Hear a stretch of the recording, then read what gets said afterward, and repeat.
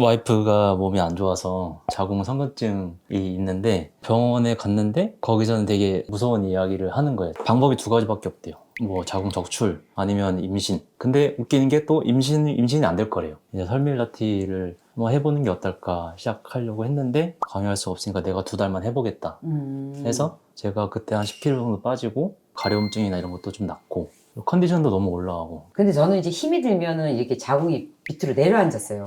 자궁 빠진다 그래서. 걸어서 나오는데 횡단보도를 못 걷는 정도인 거예요. 저는 이제 밀가루 끊고 나서 생리통이 없어요. 저도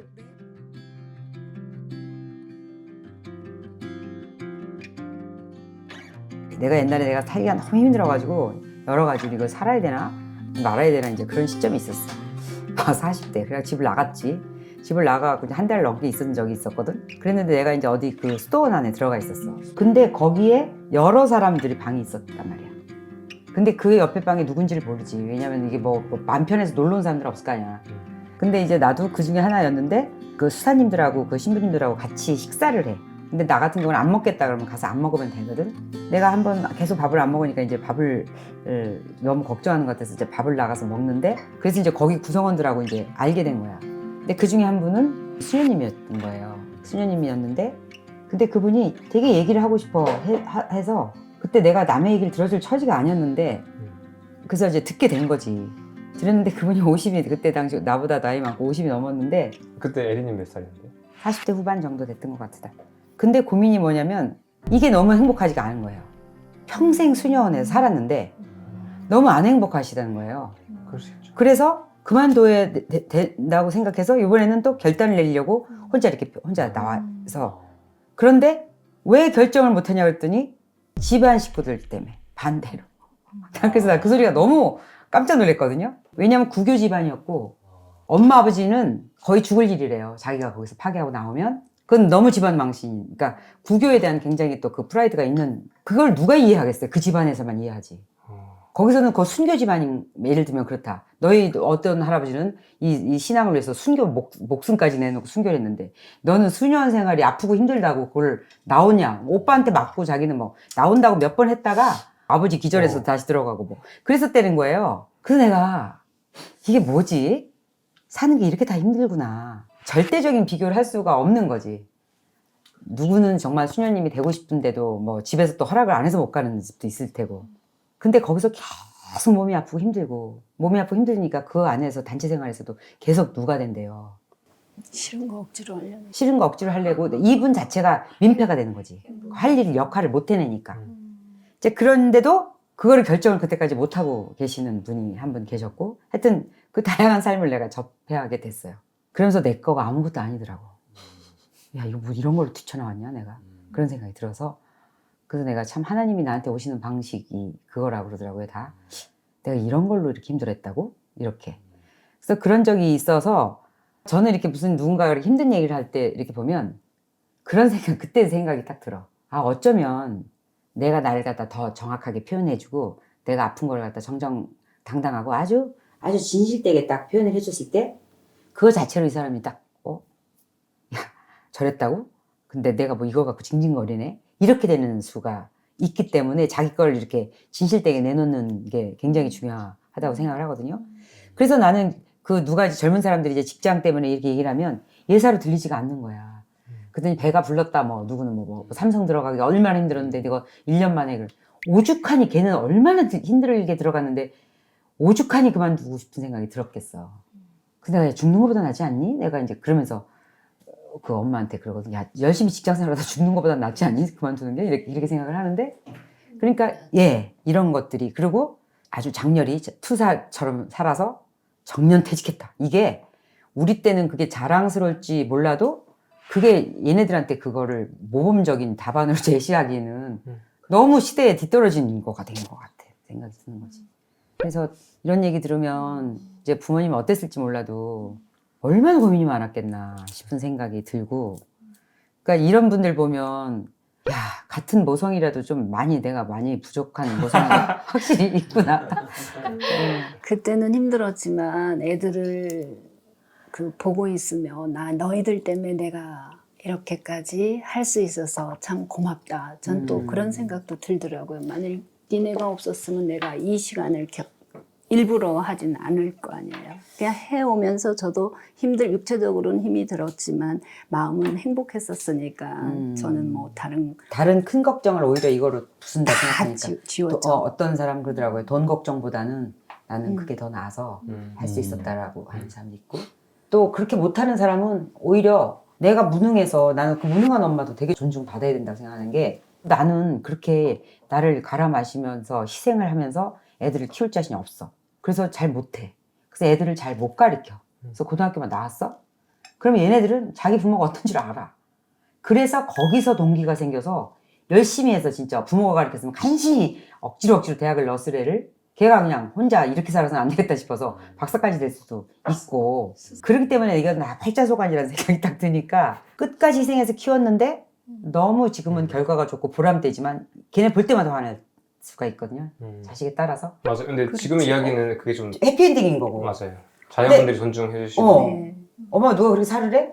그러면 진짜 아니면 그리고 쟤네들 막 이상한 버르장머리만 나빠지고 막 너무 무례하고 막 함부로 지금까지 계속 손 내밀고 있고, 그러면은 내 인생이 쟤네를 위해서 이렇게 했나? 이런 생각이 들 수도 있는 거라. 그러니까 그 안에는 정말로 물론 다 사랑하고 결혼하고 사랑하고 다 하겠지만 진정으로 한 사랑의 힘이 없으면 안 될 것 같아요. 무언가. 근데 저 개인적으로는 헌신하고 희생했으니까 엄청 뭐 내가 왜 이렇게 살아야 되나 하는 순간도 있었지만, 그거를 희석시켜 준 것은 자식이었고 사랑이었고 그런 어떤 서로가 서로를 존중하는 마음이 있었기 때문에 그걸 이겨내지 않았을까. 저는 결론은 좀 그런 식으로 냈고, 내가 그때 또 잘 참아서 넘어왔기 때문에 또 이런 행복한 시간들이 와줬고, 경제적인 부분이나 다른 부분이나 해서 저는 굉장히 넘어온 그것이 개인으로 뭐 취미생활이나 친구들이나 만날 수는 없었을지는 몰라도 앞으로 100년 시대니까 뭐 지금부터 그렇다고 조금씩 다를 수는 하면 없죠. 네, 맞아요. 지금부터 또 하면 되는 그럼요. 거라서 건강만 지금, 하면. 네, 지금은 아주 뭐 저는 만족한 삶을 살고 있습니다. 근데 지금 결국 이런 것 같아요. 정답은 자기가 결국에는 결정하는 것 같은데, 본인이 이제 그렇게 해서 책임을 졌고 거기에 대해서 자기가 만족스러우면 이제 그거는 이제 자신만의 정답일 거고, 그렇게 어떻게 했던 간에 내가 거기서 불만족스럽거나 지금 지옥 같으면 그러면 약간 이제 좀 아닌 것 같기도 할까. 해안 만들고. 네. 그러니까 자기 스토리는 자기가 써내가는 거죠. 그런 거. 그렇죠. 맞아요. 인생이 굉장히 길고요. 그리고 초반에가 막 스파트를 내고 일을 할 것 같고 뒤에 가면은 점점 쇠퇴될 것 같지만 안 그래요. 어떤 일을 만나고 어떻게 이제 접근하냐에 따라서 나이가 들었다고 해서 기력이 없어지고 막 이렇게 좀 더 이렇게 루즈하게 가는 것도 아니고, 젊다고 막 활력 있게 가는 것도 아니고, 진짜 내가 나한테 맞고 좋고 그다음에 그게 거의 의미를 찾아갈 수 있는 일을 만나면 그거는 나이하고 상관없고 그 후반부 전반부 나눌 것도 없을 것 같아요. 일할 때는 되게 나이 들었다라는 생각을 되게 많이 했거든요. 내가 나가서 이제 뭘 할 수 있을까 이런 생각, 그렇지. 겁도 많이 나고 그랬었는데, 오히려 이제 퇴사 결심하고 나서 생활이 더 바쁘고 뭔가를 이제 새로운 거를 자꾸 해보고 싶은 의지가 자꾸 생기고, 이제 그냥 개천을 그냥 걸어 다녀도 풍경이 다르게 보인다는 게 너무 새로운 경험인 것 같아요. 진짜. 그게 너무 중요한 거죠. 마음가짐이, 사람이 얼마나 이게 다른 시각으로 세상을 볼 수 있나, 나를 돌아볼 수 있는, 그걸 좀 새삼 매일매일 놀라는 것 같아요. 하루하루가 되게, 전에는 그냥 무의미했어요. 오늘 하루만 잘 버티면, 오늘 하루만 잘 버티면 저녁에 가서 치맥이나 해야지. 내지는 이번 달에는 돈 벌어서 이렇게까지 내가 힘들게 돈 벌었으니까 여행을 가야지, 쇼핑을 해야지, 이런 생각을 했었는데, 요즘은 그냥 시간이나 그런 게 되게 소중하다는 생각을, 하루하루가. 근데 일을 할 때는 내일이 오는 게 두려웠거든요. 내일 또 똑같은 하루, 또 일을 해야 되는구나 이랬었는데, 내일은, 요즘은 이제 뭘 할까? 네, 내일은 뭘 할까? 어떤 사람을 만나서 어떤 경험을 하게 될까? 이런 설레임이 있어서 참 좋은 것 같아요. 그런 게. 서롱님은 그 와이프분께서 신청해 주셨죠? 네. 네. 저는 와이프가 몸이 안 좋아서 자궁 성근증이 있는데 제가 그거를 계기로 이렇게 공부를 하게 된 거예요. 근데 이제 최겸님 유튜브를 제가 이게 뚫어지게 쳐다보고 있으니까 와이프가 야 들어가겠어 뭐 인터넷 들어가겠어를 하면서 뒤에서 신청을 해준 거예요 여기. 그래서 한번 가봐라 해서 가서 한번 뭐 어떤 분위기인지 한번 느껴보고 너 좋은 거 한번 해봐라 해서 뭐 알겠다고 해서 했는데 그렇게 해서 오게 된 거고 그때 한 6개월 정도 더 된 것 같아요. 그 장우성근증 그 판명을 받은 게. 근데 병원에 갔는데 이제 거기서는 되게 흔히 병원에서 얘기하는 무서운 이야기를 하는 거예요. 적출이나 뭐 소파솔이나 뭐 이런 수술적인 피치료를 많이 얘기를 해가지고 제가 그 얘기 듣고 조금 화가 나서 이건 좀 아닌 것 같다라고 생각이 들어서 이제 그때부터 이제 최기현님 뭐 유튜브나 뭐 다른 유튜브나 이렇게 찾아보게 된 거예요. 이제 설밀라티를 한번 해보는 게 어떨까 시작하려고 했는데 이제 제가 이거를 또 와이프한테 강요할 수 없으니까 너가 앓고 있는 거지만 내가 이게 너한테 맞는 건지도 모르는 거니까 강요할 수 없으니까 내가 2달만 해보겠다 해서 한 6개월 정도 전에 제가 2달 정도 먼저 해본 거예요. 근데 해봐서 너무 설밀라티 끊는 거를? 네, 라티 끊고 거기까지만 설밀라티까지만 끊고까지 해봤는데 제가 그때 한 10kg 정도 빠지고 2달 만에? 네, 10kg 정도 빠지고 근데 몸무게는 저는 뭐 크게 상관이 없었어요. 그냥 뭐 평소에 운동하는 것도 좋아하고 이래가지고 근데 뭐 피부병 앓고 있는 것도 뭐 가려움증이나 이런 것도 좀 낫고 컨디션도 너무 올라가고 그래서 와이프도 이게 옆에서 보고서 이제 좀 느꼈나 보죠 본인도. 그래서 저도 이렇게 살짝 추천을 해가지고 한 달만 같이 해보자. 그래서 같이 했는데 근데 아내는 또 잘 안 맞았나 봐요 그게. 본인이 빵도 엄청 좋아하고 먹는 걸 엄청 좋아하는데 이게 그때 당시에는 제가 약간 극단적으로 약간 했었거든요. 이거를 조금 이것도 안 돼 이것도 안 돼 이것도 안 돼 해가지고 근데 제가 만약에 뭐 고기 채소찜을 해서 같이 먹는데도 이 사람도 소화가 안 될 수가 있잖아요.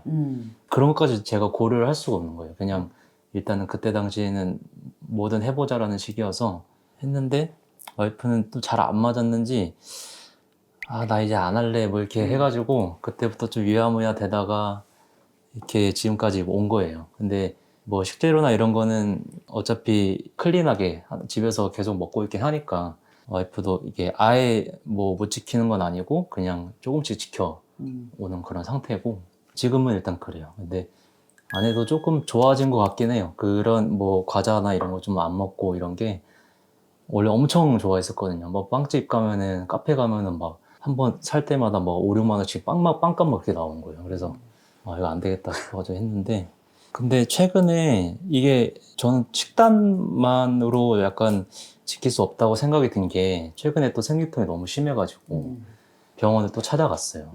병원도 찾아갔는데 거기서 또 그런 같은 얘기하고 그래서 이건 안 돼, 그건 도저히 안 되고 그냥 수술은 안 되고. 네, 수술을 혹시 너무 그 우리 자녀가 있으세요? 없어요. 없는데 이제 수술을 너무 쉽게 생각하지 말자 우리. 몸에 칼 대는 게 그렇게 쉬운 거면은 차라리 뭐든 하면 되지 않겠냐. 뭐 그래가지고 병원을 알아보다가 천안에 무슨 저기 기능의학이랑 같이 겸으로 하신 산부인과가 딱 한 군데밖에 없대요. 거기가 전국에. 근데 성근증이나 뭐 기타 병에 대한 치료에 예가 좋은 예시들이 되게 많이 있어가지고 거기를 한번 가보자. 그래가지고 병원 다닌 지 한 달 정도 된 것 같아요. 이제 거기서 영양제 처방을 많이 받고 했는데 저희가 상태를 아예 모르니까 이게 그냥 밥 먹는 거 말고도 또 뭔가 부가적인 게 있을 것 같아가지고 거기서 받을 수 있는 검사를 다 받아가지고 상태가 어떤지 보고 싶어서 어떤 걸 받았어요? 뭐 유기산 검사라든가 아니면 뭐 호르몬 검사 뭐 거기는 검사 내용은 정확하게 기억은 안 나는데 할 수 있는 검사는 다 있어요. 그래서 보니까 수치 같은 것들이 많이 떨어져 있다고 그러더라고요. 뭐 비타민 B나 D나 C나 이런 게 뭐 유전적으로 아예 그냥 거의 바닥인 상태고 저도 깜짝 놀란 게 저도 지금 소방공무원 일을 하고 있고 진짜요? 네, 아내도 소방공무원 일을 하고 있어요. 와. 네. 또 아니 지난번에도 여기 앉아갖고 둘이 저기 시험관하기 아, 테스트 네. 저 들으면서 뭐 너무 이제 깜짝 너무 놀라가지고 되게 웃긴 게 그 전에 병원에서는 적출이나 뭐 이런 얘기 하면서 방법이 2가지밖에 없대요. 뭐 자궁 적출 아니면 임신. 근데 웃기는 게 또 임신이 안 될 거래요. 이게 무슨 말이지? 그래서 기능의학병원 그 천안에 산부인과 가니까 선생님도 말씀하시는 게 임신은 안 될 거다. 지금은 해도 아기가 잘 크지 않을 거고 이런 식으로 얘기를 하셔가지고 지금은 일단 거기서 처방받은 영양제나 뭐 그리고 식단은 거기서 뭐 구체적으로 식단을 처방해 주진 않아서 그 나와 있는 수치를 저희가 좀 공부를 해가지고 맞는 음식 안 맞는 음식 조금 가려서 이렇게 먹고 있는 그런 수준이고 경과는 조금 있어야 봐야 될 것 같아요. 네. 자궁하고 네. 밀가루하고 굉장히 관련이 네. 크더라고요. 네. 밀가루를 많이 먹으면 금세 음. 자궁의 맞아요. 염증 수치가 확. 그러니까 나도 지금 이런 걸 그런 생각을 못했다가 이렇게 오신 분들 이제 얘기를 듣고 들었을 때 그러니까 내 경험, 나 이랬었는데 그렇게 생각나는 것들 있잖아요. 네. 근데 저는 이제 힘이 들면은 이렇게 자궁이 밑으로 내려앉았어요. 자궁 빠진다고, 밑 빠진다고. 그런데 밑이 빠지는데 그냥 걸을 수 있을 정도면 되는 거죠. 그러다가 이런 데도 가서 좀 한참 앉아있고 이랬는데 지금 옛날에 무슨 이런 얘기들을 하다가 자궁의 염증하고 이 밀가루하고가 굉장히 관련이 높다는 얘기를 딱 듣고 나서 딱 생각을 해보니까 제가 되게 좋아하는 칼국수집이 있었거든. 그 시장에서 파는 칼국수인데 그게 너무 맛있어갖고 내가 일부러 그 시장에 그걸 먹으러 가. 네. 가서 홍칼국수를 먹고 그날도 거기서 먹고 걸어서 나오는데 횡단보도를 못 걷는 정도인 거예요. 걸을 수가 없어. 그냥 쏟아져 내려오니까. 근데 바로 반응이 와요? 바로 걷고 나오는데. 근데 내가 왜 그러지? 그냥 특별하게 피곤했나? 이렇게만 생각했고 그게 밀가루를 막 먹고 조금 있다가 이제 앉아 있다가 나온 거였거든요. 그래서 내가 그것도 영향이 있나라는 생각이 들면 그런 적이 여러 번 들었던 거야. 그러니까 그게 어느 정도냐면은 이렇게 긴가민가가 아니라 걸음을 못 걸을 정도예요. 그러니까 횡단보도를 건너야 되는데 횡단보도까지 걸어갈 수가 없어서 횡단보도를 못 가는 거예요. 그 시간 안에 못 간다고. 그러니까 두 발짝 걷다가 이렇게 멈춰세요. 왜냐면 이렇게 그냥 걷다가 그냥 자궁이 그냥 바로 쏟아져 나오니까 몸 밖으로 이렇게 하시는 몸 거죠? 밖으로 나오는 거예요. 몸 밖으로. 그러니까 이제 자궁 근육이 다 이렇게 풀어져 있는 상태가 되는 거지. 그래서 내가 여기를 진짜 얼마나 오래 걸려서 왔나 볼 적이 있거든요. 이렇게 조금 걷다가 쓰다 이렇게 쭈그리 앉지도 못하고 좀 화장 같은 데 있으면 잠깐 앉았다가 그럼 한 두 발짝 걸으면 또 그러면 그런 적이 있었거든요. 근데 자궁 얘기를 이렇게 딱 들어보면 저 밀가루가 너무 뭔지는 모르겠지만 굉장히 영향을 준다라는 생각은 심증적으로 그런 건 있는 거예요. 그러니까 우리 딸이 요즘 어쩌다 한 번씩 이렇게 막 몸에 열이 나서 막 근데 나는 그 자궁이 염증 같다. 근데 아가씨인데 엄마 이거 자궁하고 상관이 없는 거지. 근데 그거 자궁의 염증 때문에 되게 뭔가가 어느 부분에 염증 때문에 열이 난다. 너 자궁에 지금 염증이 심해서 그런 걸 거다. 그러면서 왜냐면 나도 젊은 시절에 그런 걸 겪었었거든요. 그랬더니 얘가 엄마 그거 하고는 뭐 어쩌고 그러더니 이제 얘가 한의원에 갔더니 한의원에서 맥을 줬더니 자궁이 문제라는 거예요. 그래서 걔도 이제 그때 당시 또 물어보면 이제 그런 거 막 먹은 거지. 안 좋을 때. 그래서 어쩌면은 설밀라티를 조심하는 것만으로도 큰 도움이 될 수도 있을 것 같아요. 거기서 검사를 했을 때 요기산 검사라고 해서 뭐 음식이 뭐가 맞고 안 맞고 알레르기성 뭐 이런 판독을 하는 게 있더라고요. 지연성 알레르기 검사 그걸 하는데 거기 수치가 보통 뭐 1에서 3 정도면 그나마 어찌저찌 먹을 수 있다. 근데 4 이상으로 넘어가면은 조금 위험할 수 있다. 몸에 안 맞을 수 있다. 이런 수치가 나오는데 이게 특이한 게 유제품이나 우유 아니면 밀가루 이런 게 그냥 수치가 높게 나와 있더라고요. 이게 원래 그냥 소화가 안 된 음식인 것 같아요. 제 생각에서는. 그냥 그렇다 보니까 이제 몸이 안 좋으니까 그게 더 이상으로 나온 거고 만약에 소화가 잘 되면은 뭐 그렇게 나올까 싶기도 염증이 하고 많이 안 나오지.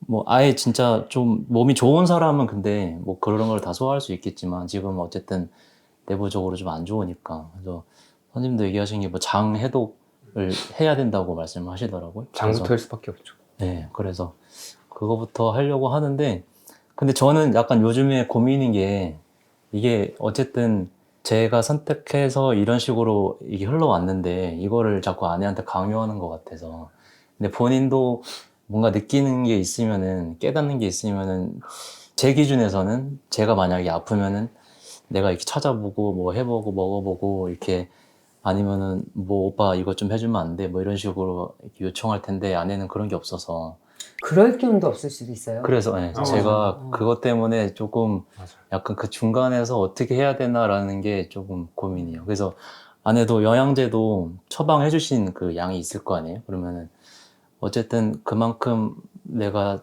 이거를 하면은 받아들이면은 빨리 나을 수 있다는 건데 아침에 일어나는 게 너무 힘들대요. 근데 저녁에 약간 늦게 12시 때쯤 자기도 하는데 근데 또 가끔 본인이 일이 있으면은 아침에 또 일찍 일어나서 생활을 하기도 하는데 평상시에는 아침에 일어나는 게 너무 힘들대요. 그 뭐 구급대 일을 하면서 그런지도 모르겠는데 그래서 그 중간에서 참 어떻게 해야 될지도 저도 참 고민이에요. 예. 자꾸 이렇게 얘기를 해야 될지 아니면 그냥 자연스럽게 둬야 될지. 근데 제가 얘기를 하면 또 스트레스 받으니까. 얘기하는 거 너무 안 될 것 같아요. 예. 듣기 힘들고 자연스럽게 때가 오는데 네. 일단 본인이 해서 스무디도 해서 드셔보신다면서요. 네, 그래서 스무디도 해서 먹으면은 제가 아침약을 일단 먹어야 되니까 근데 아침에 일어날 수가 없대요. 그래서 아니 그러면은 점심에 스무디 내가 해주면은 그거에 밥을 많이 먹진 않더라도 그거에 약이라도 먹어봐라 이런 식으로 하는데 또 맨날 스무디를 먹으니까 얘가 난 이런 스무디 먹고 싶지 않아 뭐 이런 식으로 해가지고 막 그런 적도 있고 해서 그러니까 그런 거를 본인이 딱 느끼고 스무디를 맨날 먹어야겠다 이런 식으로 생각이 들면은 그렇지. 이제 하겠는데 맞아. 그게 또 아니니까 그분한테는 건강 관리에 대한 동기가 어떤 게 있어요?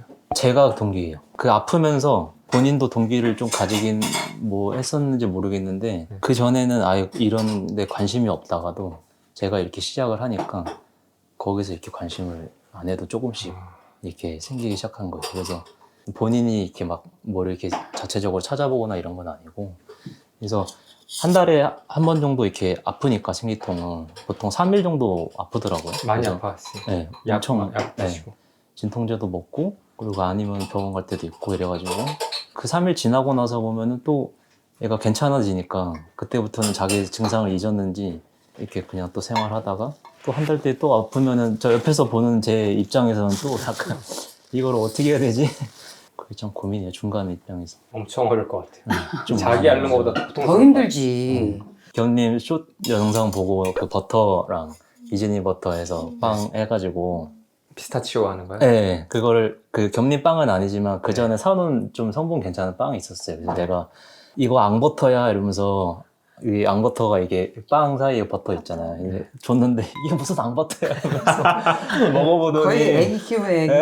그래가지고 아 그냥 먹어 그래서 이런 적이 있어서 참 그건 저도 똑같이 힘들 것 같아요. 본인도 조금씩 느끼고 있는 것 같아요. 그래서 좀 기다려주고 있어요. 그냥 조금 그런 거를. 기다려줘요. 또 금방 우리 어떻게 안 되거든. 네. 나이가 어떻게 되시는데요? 제가 90년생이고 아내가 91년생. 2세 계획 있으세요? 아직은 없어요. 네. 아직은. 언젠가 낳겠다는 생각이 있죠. 네. 저는 뭔가 그것도 약간 엄청 고민일 것 같아요. 그러니까 지금 자궁 수술을 예를 들어서 임신 이제 출산이 다 끝난 상태면 사실 그럴 수 있는데 만약에 지금 그게 자연적으로 해결이 안 돼버리면 임신도 안 된다 했고 수술밖에 없다 했으니까 이게 혼자만의 문제도 아니잖아요. 네. 뭐 지금 당장 저희가 육아 계획 그 병이 있기 전까지도 육아 계획이 따로 없었는데 아 이거 다 만드신 거예요 진짜? 다 만들어갖고 빵을 너무 좋아해요. 그래서 빵순이가 여기 또 있어요. 네, 저 너무 빵을 좋아하는데 네. 빵을 먹으면 아프더라고요. 저도 생리통이 너무너무 저는 뭐 자궁성 그런 것까지는 아니지만 생리통이 너무너무 심했어요. 근데 빵을 끊을 수가 없다 보니까 이럴 거면 내가 건강한 재료로 마음껏 먹을 수 있는 빵을 내가 만들어서 먹자라는 생각에 베이킹을 시작을 했어요. 그래서 제가 만들어서 먹어요. 아니 이걸 다 밤새 잠 안 자고 만들어갖고. 저기도 더 있어서 이 바스크 치즈 케이크도 아내가 엄청 잘 만들거든요. 네, 이거는 시나몬이고 얘는 그냥 치즈고요. 저도 빵을 못 끊어가지고 네, 그렇더라고요. 근데 어떤 이거를 사람은. 만들어 먹고 저는 이제 밀가루 끊고 나서 생리통이 없어요. 어. 저도 매번 그치. 끝 당일에는 사람들한테 좋다는 진통제는 제가 그거 뭐라고 다 물어서 진통제를 딱 찾아서 먹었거든요. 밀가루를 끊고 나서는 생리통이 한 번도 없어요. 어느샌가 제가 약을 안 먹더라고요. 근데 설민화티 끊고 이제 설민화티 중에 뭔지는 알 수 없는데 생리통 없어졌다는 이야기는 그냥 너무 많아요. 그냥 여자분들 생리통 심하신 분들은 무조건 약간 줄거나 없어지는 것 같아요. 근데 밀가루가 영향이 큰 것 같더라고. 밀가루가 그 장에서 염증을 유발하는 게 어떻게 자궁하고 관련이 많은 것 같아. 그래서 나도 설밀라티 중에 뭔지 몰랐다가 밀가루가 그렇다는 사람들 많이 봐갖고 너무 와, 맛있어요. 너무 맛있는데? 오븐에 구운 거. 네, 오븐이에요. 빨리 이거 한번 해볼까? 그냥 시중에 파는 거랑 별 맛이 차이가 없는 차이가 거 없어. 오, 다 네. 맛있는 치즈 것 같아요. 체리랑. 와이프분 이걸로 아내가 가끔 해요, 이거를. 아, 그래요? 가끔 하는데 그때 제가 뭐가 들어있는지 잘 모르고 근데 뭐 만들긴 하는데 다른 거 땡기는데 음. 다른 거는 그래 설탕 엄청 많이 들어있잖아요. 근데 이거는 당이 제로고 순탄수가 1.2g 정도고 나머지 80% 이상이 다진 지방인 거거든요. 버터, 좋은 버터 써가지고 만든 거라서. 딱 내 거다 이건. 네. 과자가 엄청 땡기는데 과자 못 너무 먹을 때. 맛있어. 나 이렇게 더 버터 좋아하는 먹어도 사람은 그럼요. 많대. 아니 그리고 이거는 단맛이 내가 지금 보니까 부족하네. 그래서 여기다가 사람들이 다 건포도를 넣나 봐. 왜 이런데 건포도 넣었었잖아 옛날에. 맞아요, 맞아요. 근데 크랜베리 같은 거 그런 것도 안 좋지. 다 당절임 돼 있죠. 뭐안 좋다고 할 수는 없지만 해바라기 말린 씨유나 과일이어가지고 말린 말린 과일이어서 과일이라서 네. 혈당 엄청 올리지. 네, 올린다고 하더라고요. 그 연속 혈당 측정기 해가지고 한 2주 동안 다 먹어봤던 것 같아요. 제 아, 몸에다가 실험을 뭘 먹으면 혈당이 스파이크가 오는구나 안 오는구나. 어땠어요 결과가? 그래서 내가 먹어야 될 음식, 먹지 말아야 될 음식에 약간 경계를 알았던 것 같아요. 뭐 먹으니 확 올라가요? 저는 고구마 먹으면 이게 혈당이 올라가요. 확 튀더라고요. 고구마가 진짜 높아요. 고구마 네. 떡. 그랬는데 그거를 다이어트 한다고 고구마 먹었어요. 잡고야 하면서 지방을 막 엄청 겁냈었거든요. 지방 먹으면 지금은 이제 트렌드가 조금 바뀌었는데 헬스 트레이닝 하시는 분들은 막 맞아요. 지방 먹는다 그러면 큰일 나는 줄 알고 그래서 그거를 연속 혈당 측정기 차고선 이제 올리브유 이제 듬뿍 하거나 여성분들은 이제 호르몬 이렇게 막 왔다 갔다 할 때 그때 올리브유 듬뿍 해가지고 샐러드 먹거나 아니면 이제 버터 먹고 소금 이렇게 뿌려가지고 먹고 해서 이렇게 보여줬더니 트레이너가 아무 말 못하더라고요. 안 올라. 네, 안 올라요. 어.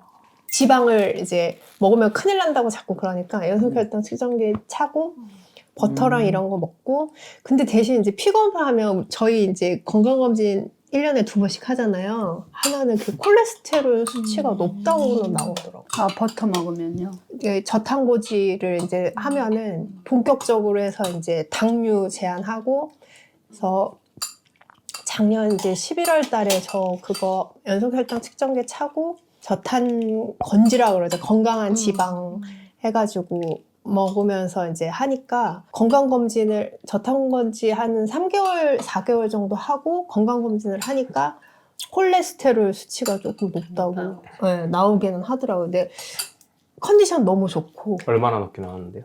그거 제가 수치를 이게 봐야 아는데 그냥 이렇게 기준이 되는 데에서 조금 높게 이렇게 나오는데 선생님이 콜레스테롤 수치가 조금 높다고 말씀하시는데 그 콜레스테롤도 뭐 종류가 되게 많아서 그래서 유튜브를 또 막 찾아보니까 무슨 참고해야 될 수치하고 참고하지 말아야 될 수치하고 이렇게 나오는데 그렇게 높지 않고 또 그것도 이렇게 따로 떼서 세분화해서 봐야 된다 그래서 최겸님 책을 제가 좀 궁금하거나 이제 다 외우지는 못하니까 스프링 그 분철해가지고 궁금하면 이제 거기를 이제 야, 처음 보면 1등이다 제가. 처음 보면 저 사람이. 한 번씩 해서 이제 예, 그 생리 같은 거 하면은 이제 그 호르몬이나 이런 거 궁금하니까 아 내가 왜 이럴까 이러면서 또 그 책 한 번씩 뒤져서 보고 유튜브 이제 또 찾아서 좀 보면서 제 나름의 이제 제 몸에 적응이 될 수 있게끔 저도 제 나름대로 방법을 이제 계속 찾는 거죠. 네. 참 영리하다. 그래서 어쨌든 다 모두에게 천편일률적으로 맞을 수는 없으니까 저한테 맞는 거를 지금 조금씩 찾아가고 있는 중에 아직도 아까 소방 간호도 아, 저 해주셨네? 응급구조사 그러니까 그쪽 네. 라이센스를 네네네. 근데 네. 지금 연구하는 거 보니까 아. 자꾸 연계됐네요. 수치라든지 저는 이제 저에 대해서 공부를 앞으로는 계속 하려고요. 저를 평생 진짜 그거는 네. 도움되는 공부다.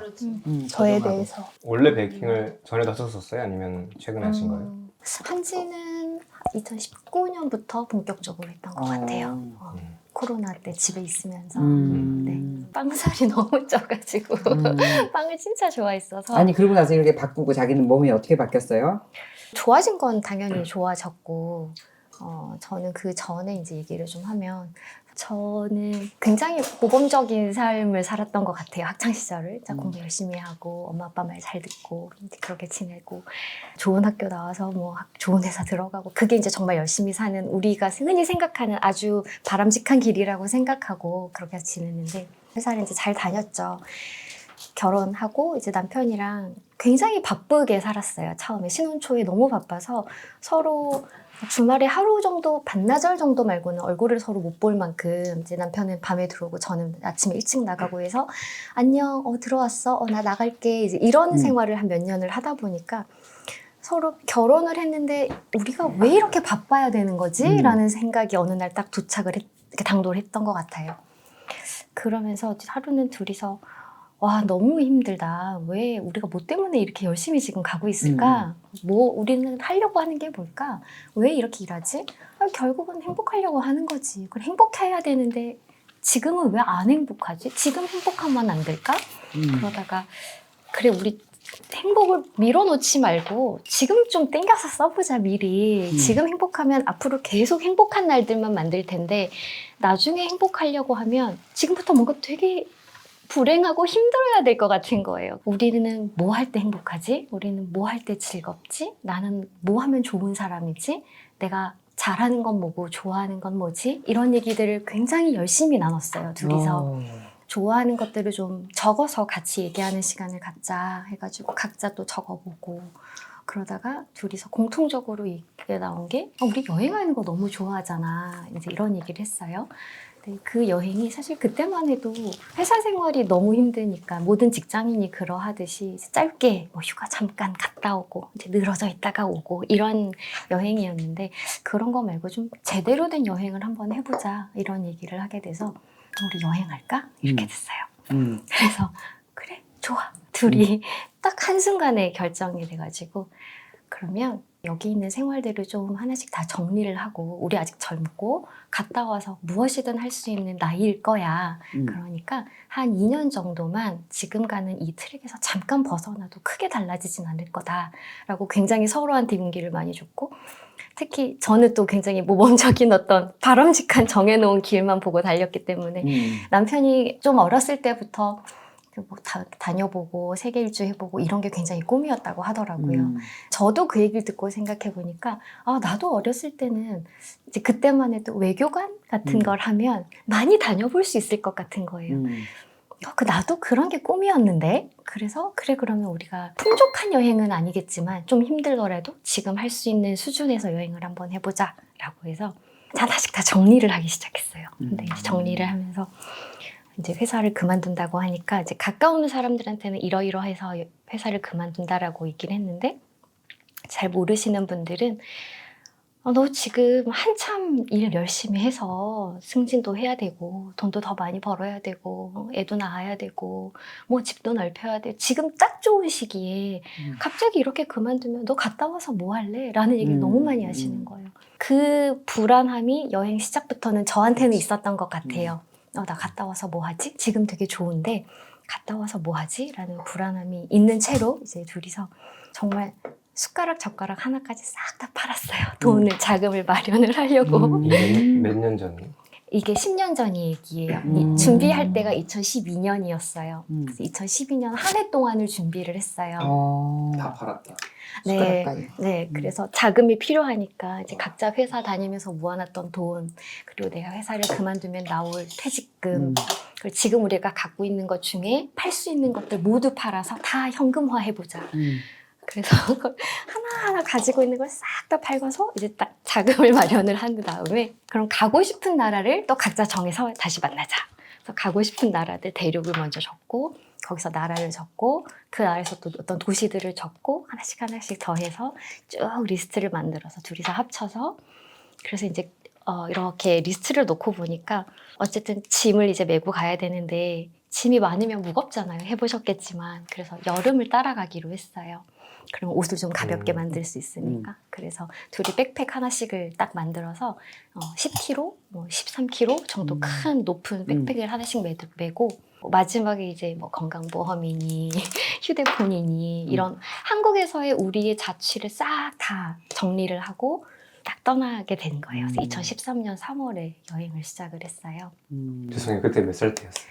그때가 2013년이니까 제가 34살? 34살 때였어요? 네. 좀 더 정확하게 그때 상황을 느껴보고 싶어서 여쭤봤어요. 네. 이게 20대 후반이랑 또 30대 초반이 다를 거고 다 다를 것 같아서. 진짜 결단 내리기가 어려운 나이지. 34살은. 애매하잖아요, 아직. 애매하지. 20대면은 그냥 과감할 수 있지만 대단하다. 궁금합니다. 궁금해. 그래가지고 너무 궁금해.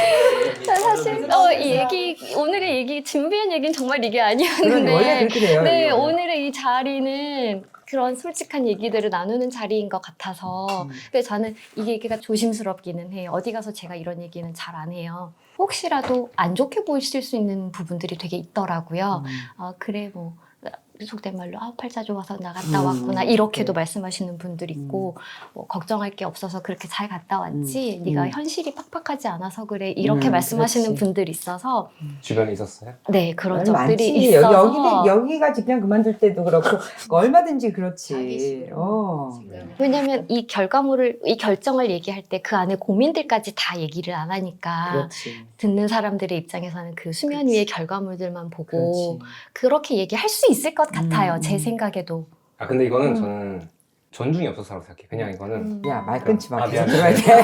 너무 궁금해. 죄송해요. 당연히 존중 없지. 그 사람들은. 34살 했어. 네, 34살에 제가 34살, 이제 남편 36살에 그렇게 이제 둘이서 배낭 하나씩을 와. 딱 메고 이제 둘이서 기념사진을 한 장을 딱 찍고 배낭을 딱 메고 이제 갔어요. 그래서 그 가기 전에 둘이 운동도 굉장히 열심히 했어요. 우리가 체력적으로 절대로 뒤처지면 안 된다. 이게 우리 전 재산이니까 얘를 지고 다닐 만큼의 체력은 항상 가지고 있어야 된다. 그래서 가기 전에 한 6개월 전부터 둘이 엄청 운동도 열심히 하고 이제 남편도 근육도 많이 만들어 놓고 그래서 첫 목적지가 히말라야 등반이었어요. 시작을 빡세게. 네, 가장 체력이 좋을 때 여기는 그래요? 가야 아. 된다. 영산의 기운을 잔뜩 받아서 앞으로 한 바퀴를 딱 돌아보자. 그래서 2년을 딱 계획을 하고 2년을 계획을 하고 이제 네팔로 시작해서 뭐 네팔, 인디아, 파키스탄 그러니까 육로로 갈 수 있는 것들은 다 육로로 가고 길이 없거나 어떤 상황이 안 좋을 때 뭐 테러가 있을 때 이럴 때들 이제 비행기 타고 건너가고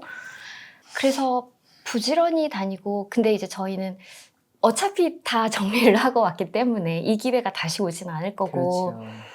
이거 보고 이게 하나도 중요하지 않잖아요. 그래서 다니면서 사람들 정말 많이 만나고 그 사람들 집에 가서 친구가 돼서 그 집에 가서 계속 좋으면 뭐 열흘이고 보름이고 이 친구랑 그냥 계속 사는 거예요. 여기서 그러다 보니까 저희가 실제로 계획했던 데들을 못 간 데도 굉장히 많고 그리고 막상 갔는데 또 기대보다 좋지 않았던 곳들도 여기 조금 우리랑 안 맞는 것 같아. 다음 도시로 가자. 그러면 안 자고 아예 바로 가기도 하고 그렇게 해서 이제 뭐 네팔, 인디아, 파키스탄, 이란, 그다음에 뭐 영국으로 넘어가서 이제 쭉 이제 2013년을 다니고 거기에서 비행기를 타고 중남미로 내려갔어요.